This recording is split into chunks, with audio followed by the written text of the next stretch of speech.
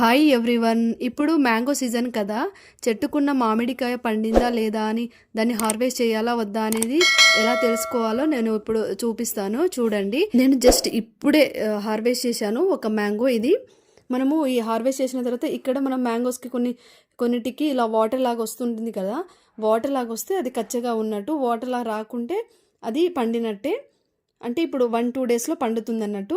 ఇప్పుడు నేను హార్వెస్ట్ చేసిన కాయలన్నీ ఇలాగే ఉన్నాయి. అలాగే మ్యాంగో సైజ్ పెద్దగా ఉండి అక్కడక్కడ చిన్న చిన్న బ్లాక్ మచ్చల్లాగా వస్తాయి. కొంచెం ఎల్లోగా ఉంటుంది. ఆ కాయలైతే పండడానికి వస్తున్నట్టు అలాంటివి మాత్రమే హార్వెస్ట్ చేసుకోవాలి. మేము ఇవాళ దాదాపు 7 కేజీస్ వరకు మ్యాంగోస్ హార్వెస్ట్ చేసుకున్నాము.